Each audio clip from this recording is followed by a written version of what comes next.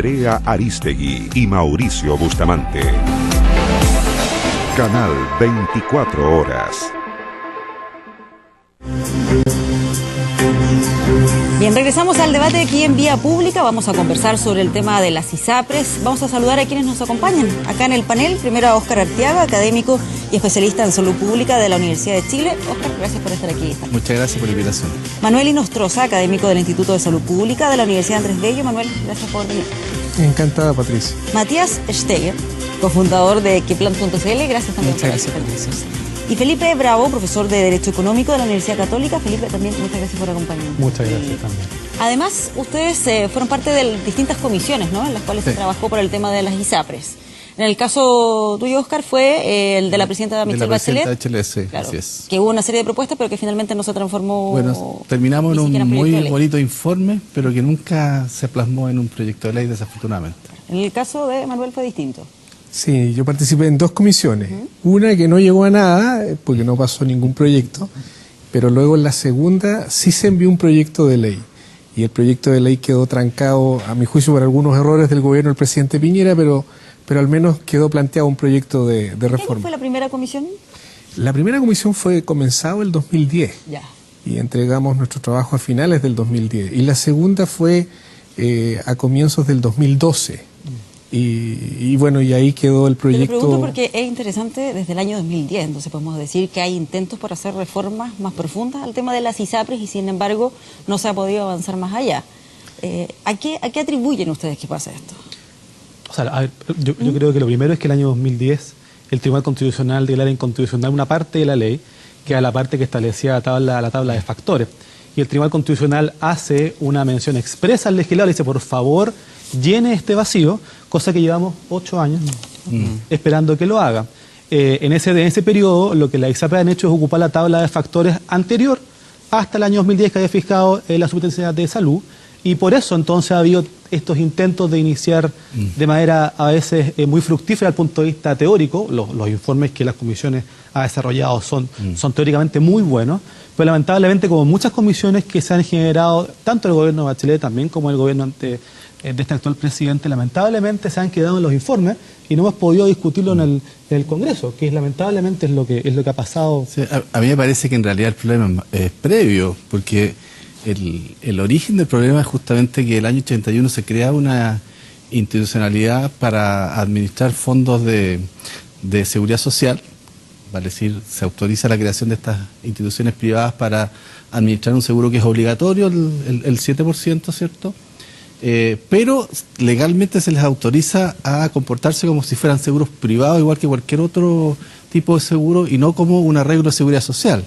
Y de ahí entonces está la base de que estas instituciones pueden discriminar por riesgo individual, lo cual desde una perspectiva de seguridad social es inaceptable, porque una condición básica de un arreglo de seguridad social es que se rompe el vínculo entre el riesgo individual y la capacidad de contribución que la persona tiene. Entonces, ahí está el origen del problema y eso genera una pregunta que hasta el día de hoy la sociedad chilena no ha sido capaz de responder, es, bueno, ¿las ISAPRES son o no son parte de la seguridad social? Y la respuesta es, si son parte de la seguridad social, pueden participar de la captación de esta contribución que es obligatoria, pero no pueden discriminar por riesgo individual.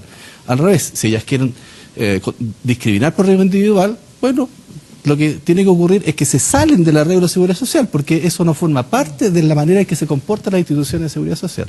¿Coincides, Manuel, ¿es el tema de fondo? Sí, ¿o hay otro? o sea, complementando, la última reforma importante que se le hizo al sistema ISAPRES fue el año 2005, con la reforma del auge. Y ahí lo que hicimos fue introducir la lógica de la seguridad social en parte, pero solo un pedacito del plan de salud, porque hoy día el plan quedó dividido en dos. El plan auge, que es una tarifa plana, que no discrimina por riesgo, que tiene un pequeño fondo de compensación de riesgo del gasto del plan auge, pero que en el mejor de los casos hoy día no representa entre el 12 y el 15% del total del gasto. El resto del plan, el 85, 87%, se sigue manejando, como muy bien describe Óscar, un seguro individual asociado al riesgo individual de las personas. Y eso es lo que el año 2010, en realidad, en dos momentos. En enero del 2010, la Corte Suprema dice que las alzas de precio unilateralmente son ilegales cada vez que un afiliado reclama ante las Cortes de Apelaciones, y eso gatilla desde el 2010 en adelante la cantidad de recursos que han llegado, 150.000 en el año que más recursos ha habido. Y en junio del 2010 también viene el fallo que recordaba, ¿no es cierto?, Felipe, respecto al tema de declarar inconstitucional las tablas de factores de riesgo.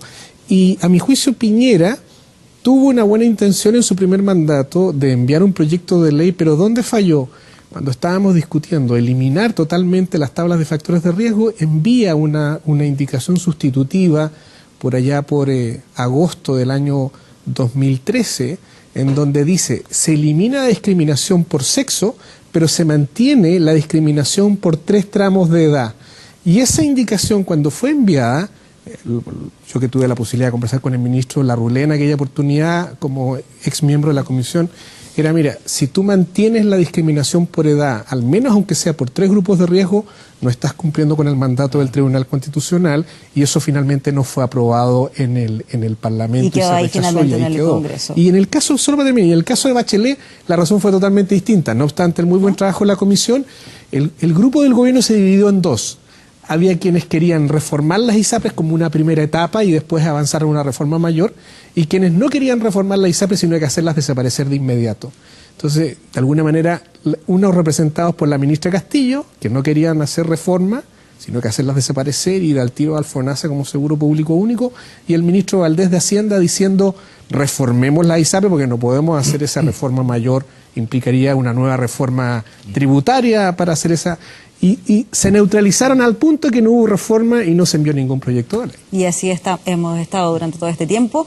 Y por eso me parece interesante lo que hicieron ustedes en qué plan, que pudieron también establecer parte de lo que más o menos en la vida diaria las mujeres conocemos, de la diferencia de los precios, pero ustedes lo pudieron ver ahí con más detalle. Sí, exactamente. El viernes nosotros lanzamos una cifra donde aparece que las mujeres, en promedio de todos estos planes ISAPRE, que todos estos son muchos, los que están comercializados hoy día en el mercado son más de 1.700, nosotros en qué plan los recolectamos y los analizamos constantemente, promediando las diferencias que existen entre una mujer de los 30 a 35 años respecto a un hombre, ¿cuánto paga? Una mujer paga un 179% más. Esa es la foto al día de hoy, la realidad actual. Pero también existen otros grupos que son de riesgo al día de hoy. Por ejemplo, las cargas de 0 a 2 años. Una carga de 0 a 2 años, cuando cumple, por ejemplo, los 2 años exactos, esta carga disminuye un 60% de precio.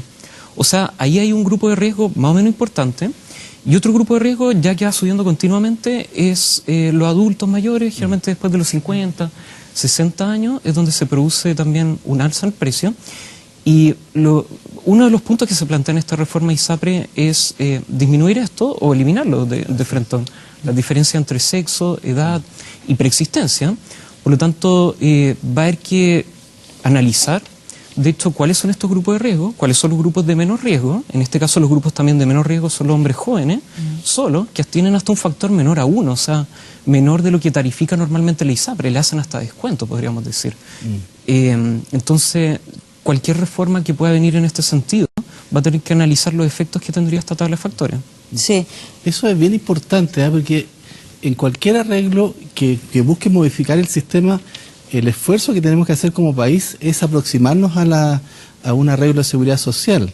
Y eso significa, como decía en forma previa, desvincular el riesgo individual. Vale decir, las personas, independientemente del riesgo que tengan, tienen que pagar de acuerdo a la capacidad de contribución que tienen, a sus ingresos. Pero una diferencia de un 179%. No, pero es que no... tú vas a contribuir a un arreglo de seguridad social en función de la cantidad de dinero que ganas. No tiene nada que ver el riesgo que tú tienes. Y esa es la única manera que se puedan distribuir los riesgos que ocurren en salud. Por ejemplo, una persona que adquiere una enfermedad crónica la va a tener toda la vida. Cuando un niño nace con una enfermedad congénita, también la va a tener toda la vida. La única manera de poder compensar aquello es distribuir ese riesgo en el conjunto de la población. Y por eso que los arreglos de seguridad social son obligatorios y son para todos, porque no existe otro modo de hacer eso. Si no, es como si tú quisieras contratar un seguro de incendio cuando se te quemó la casa. ¿Me entiendes? Entonces, sería un sistema de salud, pero para personas sanas. Exactamente. Ahora, yo creo que el ejemplo que se pone respecto al seguro de incendio cuando se quema la casa, lo que define es un problema del sistema, que son las preexistencias. O sea, a eso se enfoca la crítica. Esa crítica es la misma que hizo el Tribunal Constitucional en su momento y que han hecho muchos actores, incluso el presidente Piñera en su programa de gobierno expresamente dice de que se van a eliminar las preexistencias. Una cosa distinta, en eso yo creo que están, hasta incluso algunas ISAPRES están de acuerdo con eso, aumenta la competencia, baja las barreras de entrada, pero una cosa distinta es qué es lo que ha hecho la ministra Pla, pero muy correctamente desde el punto de vista político, decir, como mencionábamos, es una injusticia, y lo es, que las mujeres paguen un precio más alto por los planes. Y con esta diferencia que mencionamos. Pero de la injusticia a la viabilidad del sistema es necesario hacer estudios que lo que impliquen sea justamente sopesar las cargas, distribuirlas, hacer modelos de riesgo que sean viables para el sistema entero y no simplemente un sistema de solidaridad plano o de subsidios cruzados que pueda generar un problema de viabilidad del sistema que sea un poco más complejo de solucionar. Claro, ¿pero eso porque tú crees que sí, Oscar? Es que el punto es, ¿de qué sistema estamos hablando? Porque si tú miras solo el conjunto de las ISAPRES que constituyen un sistema en sí mismo, eso forma parte de un sistema mayor, sí, en el que también hay que incluir al asegurador público que es FONASA. Por supuesto. Entonces, los cambios que tú hagas en el ámbito de las ISAPRES exclusivamente van a afectar lo que ocurra con el FONASA. Entonces, cuando pensamos como país, el desafío es cómo de todo esto que tenemos, que mirado desde fuera del país representa una situación anómala, ¿cómo armamos efectivamente un arreglo que a todos nosotros como sociedad nos permita avanzar hacia una sociedad más integrada? Lo que queremos en realidad es un sistema de salud pública que pueda entregarle prestaciones a las personas que tienen enfermedades independientes de su seguridad social, sea pública o sea privada, que permita que las personas se sanen.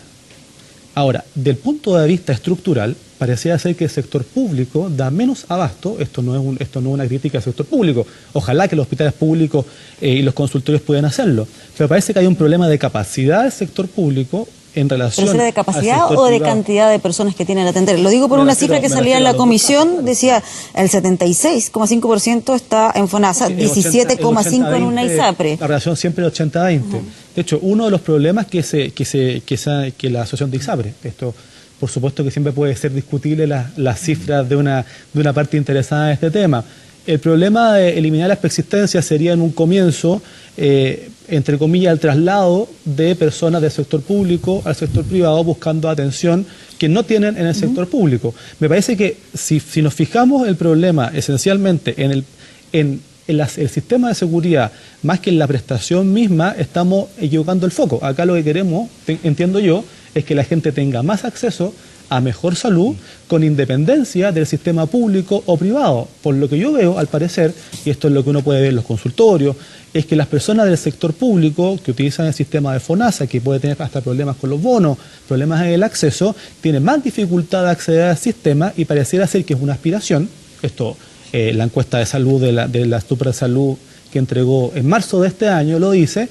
Hay una mayor satisfacción del sector público, perdón, del sector privado, que del sector público. Parece que la gente quiere estar en el privado. La duda que me queda es si acaso el sistema actual que tenemos, con estas ISAPRES que representan a un 17,5%, saco la cifra de lo que fue en la comisión, o sea, que atienden a un grupo muy pequeño, donde, a diferencia de lo que pasa con FONASA, que atienden a la mayoría de la población, casi un 80%, que además tienen que enfrentar el mayor envejecimiento de sus beneficiarios, menor nivel de ingreso de quienes están en FONASA, y además personas más enfermas porque no hay barreras de acceso, toda información que sale en el informe de la comisión. ¿No termina este sistema que tenemos con estas ISAPRES que se dedican a ese porcentaje de la población más joven, más sana, con más ingresos, perjudicando a FONASA o al sistema público? O sea, lo que pasa es que efectivamente hay un descreme en las personas que pueden realizar el pago finalmente para estar en el sistema privado y finalmente son expulsados por la vía del aumento de los planes, del costo de las cargas, que es lo que veíamos recién, y la regla por defecto, que es el sistema de FONASA que absorbe a muchas personas que finalmente no pueden terminar pagando. El problema, a mi parecer, es evidente y existe. La tabla de factores se mantiene vigente aun cuando no hay ley que la mantenga, porque se mantiene la regla vigente antes de la declaración de inconstitucionalidad del Tribunal Constitucional. El punto es que desde el año 2008, que fue la primera vez que el Tribunal declaró inaplicable esa norma, hasta el día de hoy han pasado 10 años en los cuales han pasado 2 congresos enteros, en los cuales, y hay un congreso nuevo ahora, de hecho hay más diputados y más senadores, en los cuales aún así no es posible cambiar esto. No creo que las ISAPRES tengan tanta capacidad de lobby, tanto poder económico, como para que 2 congresos, que además han aprobado otras modificaciones, o sea, han prohibido el lucro, o sea, han hecho más cosas más intensas, no puedan hacer este cambio. Manuel quería intervenir. Sí, yo miraría el tema de las cifras también desde la mirada absoluta. En realidad tenemos 13 millones y medio de personas en FONASA y 3 millones y medio de personas en ISAPRE, y hoy día está llegando casi al 19,4% del total. Igual siendo una minoría, es una minoría significativa. Ahora, ¿qué dicen nuestros estudios como Universidad Andrés Bello? Nosotros tenemos una encuesta que hace seguimiento desde hace 7 años y preguntando frente a los temas de reforma, tanto en FONASA como en ISAPRES, surgen cosas bien de sentido común que hablan más bien de un sistema mixto en transición. ¿A qué me refiero? Cuando tú le preguntas a los beneficiarios de ISAPRES si quiere que las ISAPRES desaparezcan, ellos te dicen que no, entre un 70 a un 80% en los últimos 2 años que hemos medido, 2016-2017, la gente de ISAPRE dice, mire, nosotros no queremos que desaparezcan las ISAPRES, sino que queremos que se reforman, con reformas sustantivas mayores, como las que hemos estado comentando ya en estos últimos 8 años, o algunas reformas menores en un porcentaje de menor importancia. Pero la gente quiere, es decir, las considera un mal menor, porque no es que estén contentas con todas las cosas que hacen la ISAPRE, pero no ven un sustituto alternativo en el FONASA respecto a estas 3 millones y medio de personas. Y cuando les preguntamos lo mismo a la gente del FONASA, la gente del FONASA en un 58 o 62% en los últimos 2 años también, 2016 y 2017, no está de acuerdo con que se eliminen las ISAPRE y todos los afiliados con sus cotizaciones, que podrían significar una mayor solidaridad financiera a los 13 millones y medio que tienen menos ingresos, tampoco están de acuerdo en que se acabe la ISAPRE y que todos vayan al FONASA porque asumen que los problemas de listas de espera que hoy día están teniendo podrían verse agravados con 3 millones y medio de personas más. Entonces, de alguna manera, yo creo que lo que la ciudadanía uno puede inferir a través de estas encuestas y opinión, y creo que sería importante tomar en cuenta más allá de la opinión nuestra de los expertos, los técnicos, es que están pidiendo reformas más sistémicas, es decir, que haya una reforma a las ISAPRES, como lo están pidiendo los afiliados de ISAPRE, pero que también se mejore de FONASA, porque si, por ejemplo, este gobierno hace una reforma de ISAPRE y no toca al FONASA en ninguna dimensión y lo deja igual con sus temas de listas de espera, por ejemplo, toda la gente que está en los grupos D de más altos ingresos de FONASA podría migrar hacia el sistema ISAPRE, traspasando su renta y desfinanciando el FONASA.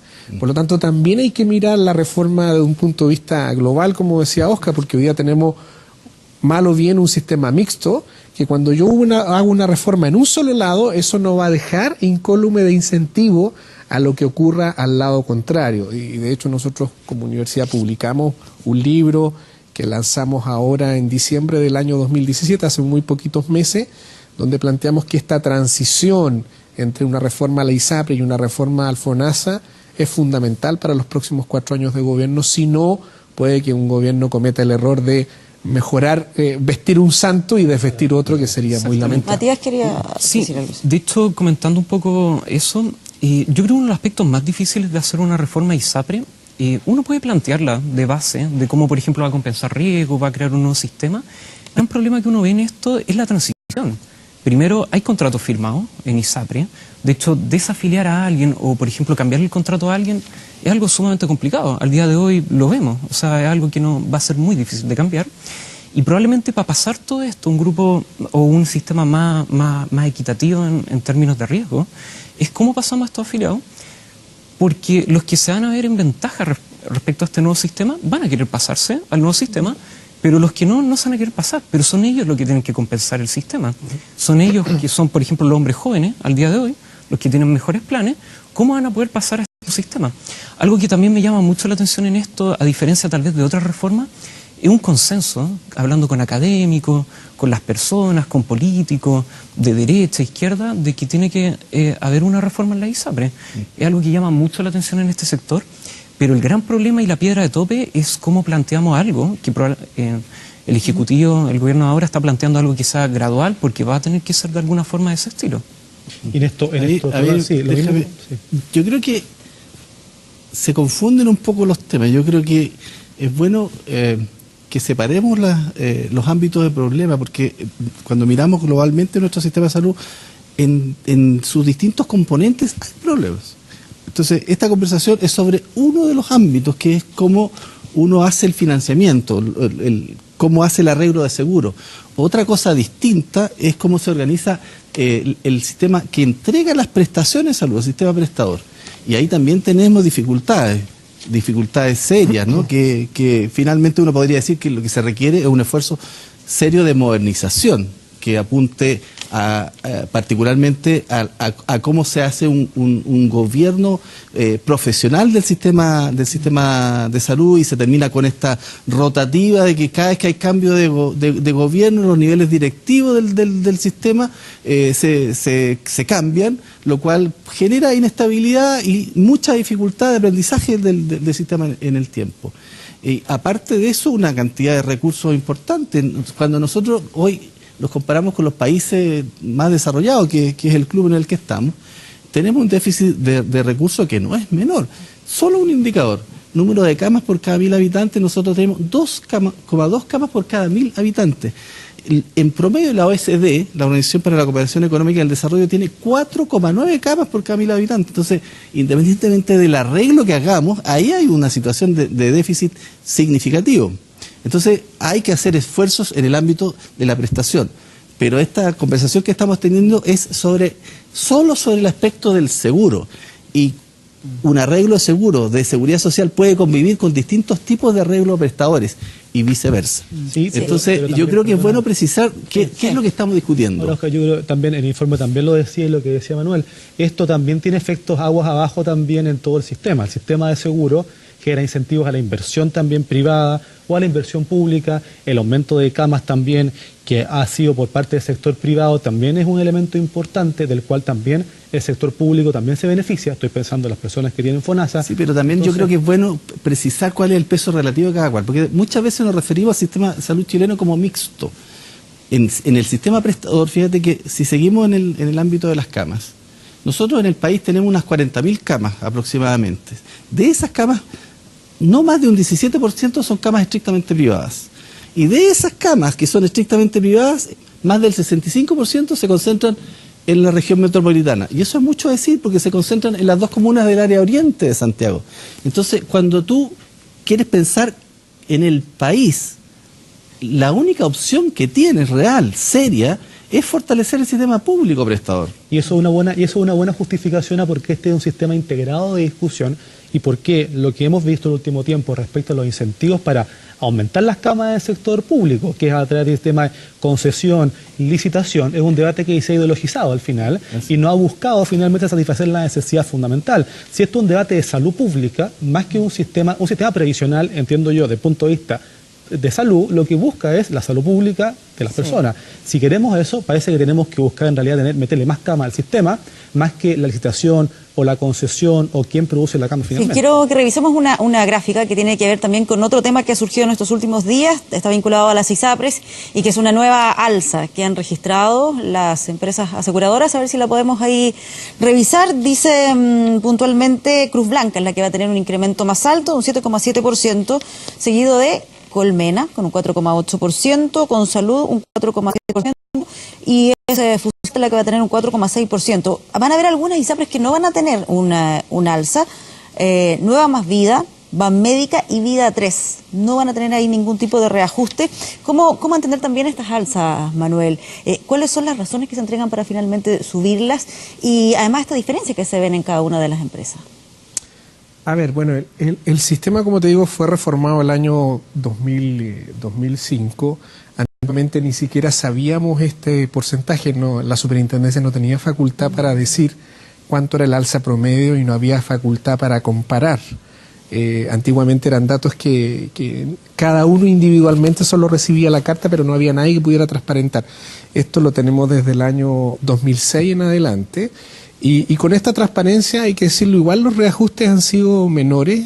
Antiguamente, solo por darte un dato, las alzas eran promedio 8,4, 8,7%, y de lo que va el tiempo hasta fecha, el alza promedio es del orden del 3,5, 3,7%. Claro, el promedio, ahora, también porque hay algunas que no suben. El promedio en todos estos años. Cruz Blanca 7,7, lo más alto. Con todo, ¿cuál es el problema? Y yo diría que es que la gente percibe que un sistema que, por lo que ya hemos hablado en el plan de salud complementario, discrimina por riesgo, aplica preexistencia, aplica cautividad, cada vez que alzan los precios y además eso genera incremento de utilidades, la sensación que hay en la gente es una sensación evidente de injusticia, ¿no? Yo creo que de lo que se trata es de resolver ahora estos problemas que quedaron pendientes, porque lo resolvimos en torno al auge, pero no respecto a esta otra parte del plan.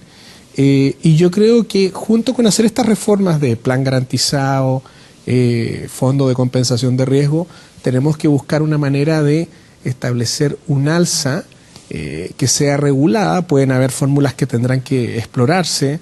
Algunos han hablado, ¿no es cierto?, en las discusiones de los comités de algún marco de referencia técnico dado por un organismo como la superintendencia o con la participación de un comité de expertos asesor, o puede ser la regulación tipo industrias monopólicas, de tratar de constituir una suerte de ISAPRE modelo y asignar una cierta rentabilidad razonada y técnica, porque también el sistema tiene que... Claro, pero que sea un referente y no que sea esta lógica de mercado. Porque solo un dato, las utilidades el año pasado, el año 2017, aumentaron en el sistema ISAPRE del orden de un 50-60%, porque el año pasado estuvo el efecto completo de la prima auge que se elevó el segundo semestre del año 2016.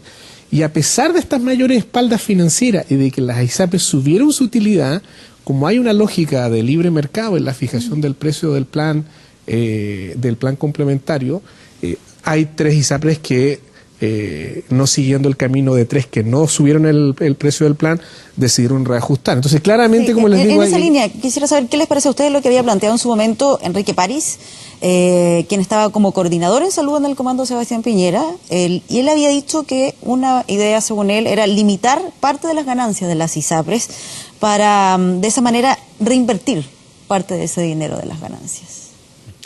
A mí me parece que el problema, en realidad, yo creo que es siempre las ideas de regular las utilidades tienen el problema de efectivamente los incentivos a la inversión. En el sistema de salud tenemos un problema, más que un problema, tenemos situación de integración también en los prestadores con los sistemas de seguro, pero que refleja un problema esencial.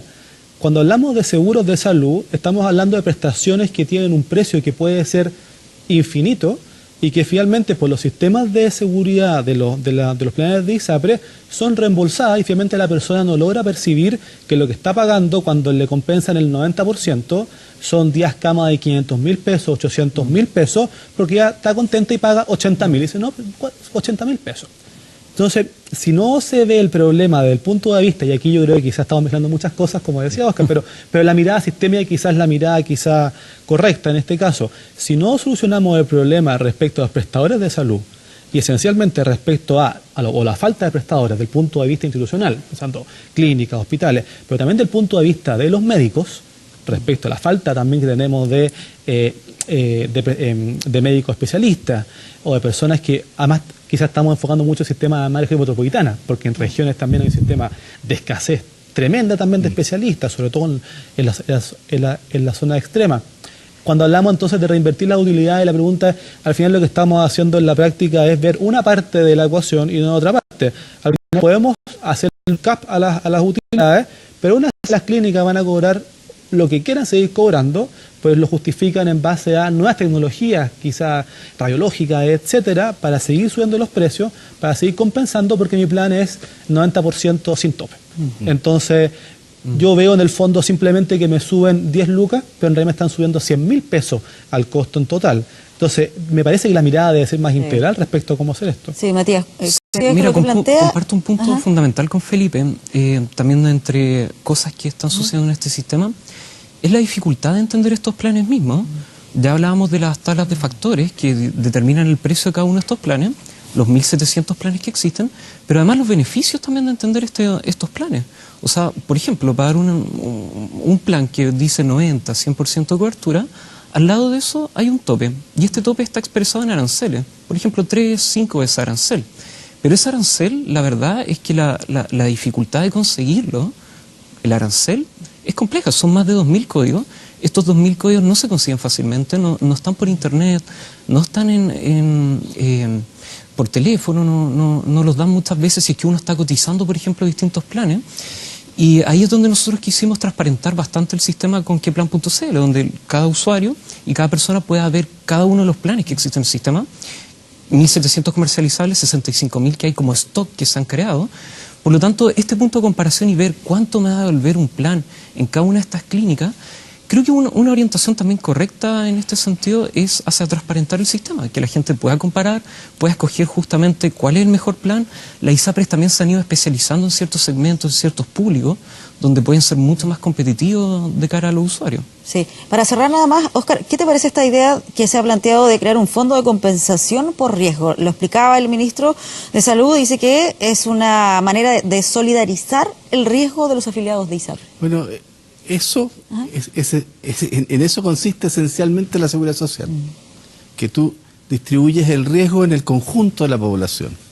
Entonces, lo que a mí me preocupa de lo que hemos conocido públicamente, la eventual propuesta del gobierno, que los detalles no los conocemos todavía, es que se pueda pensar solo en una solución para las ISAPRES y un fondo de compensación dentro de las ISAPRES, que estaba planteado en la última propuesta de la comisión constituida durante el gobierno de la presidenta Bachelet, pero como un paso en un contexto de avanzar hacia un arreglo más global. Porque lo que hay detrás de eso es efectivamente hacer un ejercicio de solidaridad dentro del sistema. Entonces uno se pregunta, ¿por qué hacerlo solo dentro del sistema ISAPRES?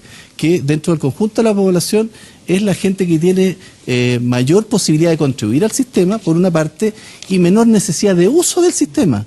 Entonces, esos mismos criterios son los que validan el que pensemos como sociedad en un arreglo para el conjunto de la sociedad chilena y no solo para las ISAPRES. Sí, nos quedan algunos segundos. Sí, mira, hoy día en Europa el mejor sistema de salud según la evaluación usuaria de los afiliados es el sistema holandés. Ya lleva 3 años seguidos estando en el primer lugar.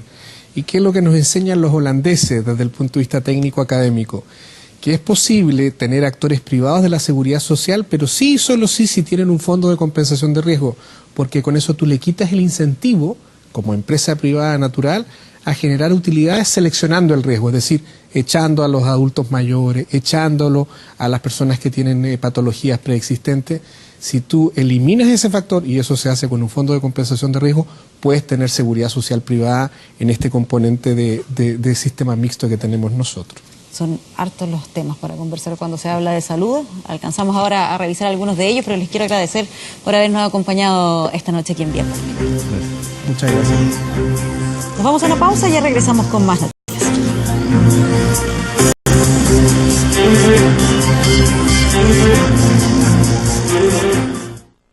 ¿Nerviosa?